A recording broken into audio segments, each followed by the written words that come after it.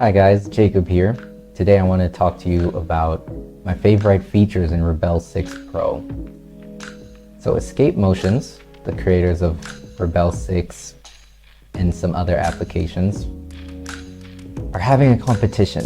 And this competition is for either A, creating a tutorial about your favorite feature in Rebelle 6, or creating an artwork that expresses the winter theme. And I want to talk to you about my favorite feature in Rebelle 6. I'm a traditional painter. I love using oil paint, charcoal, things like that. And I was looking for a digital art program that would emulate those feelings. So when I saw Rebelle 6 and I saw their watercolor, their thick oil paint, I was taken away. I just had to get it. And these features help me kind of create artwork that feels even more traditional. So if you really want to get that traditional feeling, these tools will help you a lot. So first of all, this tab here, favorites. If you hold Shift B, you'll be taken to your favorite brushes. But what it does for me and how I use it is very simple. When you are using a digital program to create art, you may have specific tools or techniques that you use. And in order to cater to everybody, Rebelle has given you the ability to edit your brushes in a very large selection of brushes. You can increase the thickness or the oiliness of that brush to get the kind of effect that you want. Now, you may not use all of the tools that are here. Maybe you don't use a rake brush, maybe you don't use the rake sharp brush, or one of them has more of the effect that you're looking for. And when you're creating something, you don't want to have to sift through all of the different amazing brushes. You just want to get to the ones that you use for your style. So now we have this favorites tab that has all of the brushes that you deem your favorites.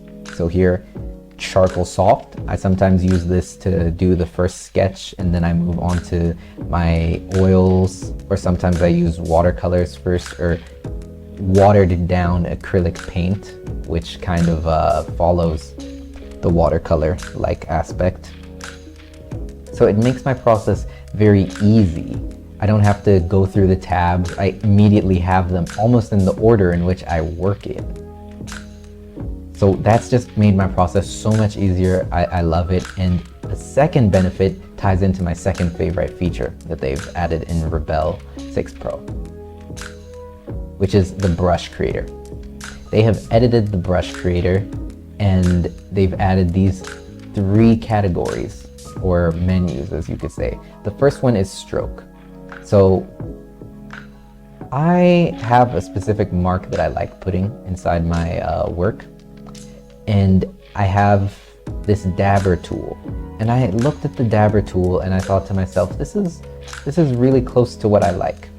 This is very, very close to the kind of texture that I'm trying to achieve, but I want something different. So when you come here, you can change your brush stroke. So if you reduce the maximum size, it will reduce the actual maximum size that you're trying to get. Things like that. This is pretty similar to what Rebelle 5 had. But when you get to shape and grain, you have different options for follow, which takes the actual texture. So this texture here, this is the grain, and this is what creates the kind of marks that it has. And then this is the shape of the brush. So when you come to follow, it will edit how that texture, that grain gets applied. If you go to stretched, the brush stroke changes. If you go to tiled, once again, the way the grain gets applied changes. It can be very subtle, but having them categorized like this really helps you just understand what you're editing.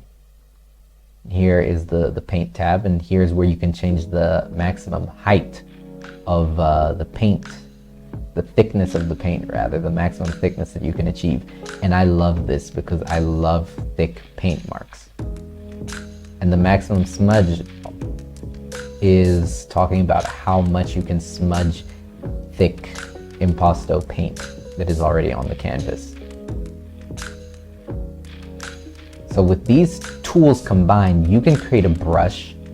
The brush that I created, I named Dabber 5, and this is the mark that it gives. But you can take this brush and copy this preset to favorites, and it pops up right inside your favorites tab with all of the size, loading, oiliness, length, all of that already preset.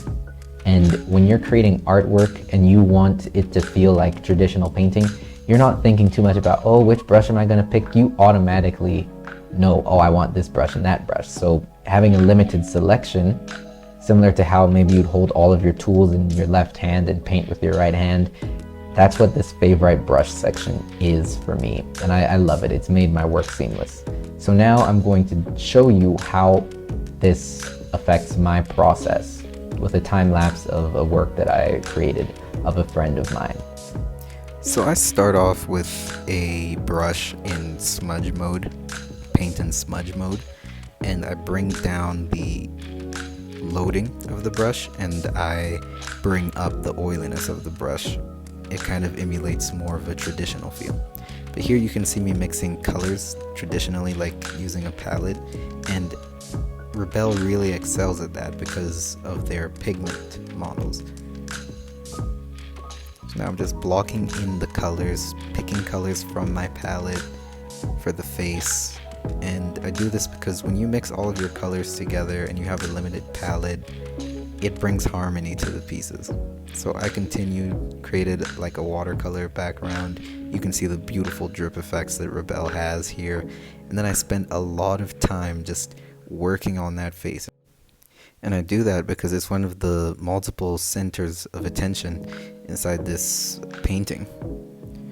So I'm really focusing on a variety of brushes to get different kind of brush shapes. So I'm using a flat brush, a round brush quite a lot of the time. Those are two of my go-to brushes, and also they're customly designed. So using the brush creator, I increase the max impasto height so I can get a really thick, oily looking piece. I work alla prima and I love the texture of paint.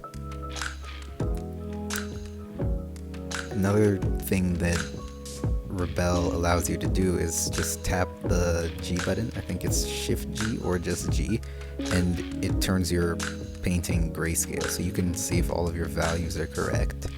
Similarly to how you maybe squint your eyes when you're looking at an actual canvas. But I just did a lot of refining of the face before I move on to more of the clothes, although I did want her to blend into the background. As you can see here, she does blend into the background. And this is when I take one of my brushes that I created, the Dabber 5, and add a few details using it. So it's very important that you understand your actual medium, and then you create brushes that can copy that kind of mark that you're looking for. This is the mark that I really desired, and then I just play around with some watercolor as I finish this piece. I really like making abstract, figurative, abstract, realistic paintings. And there I'm just using the brush again, editing it around there I want to get the kind of marks I want to get.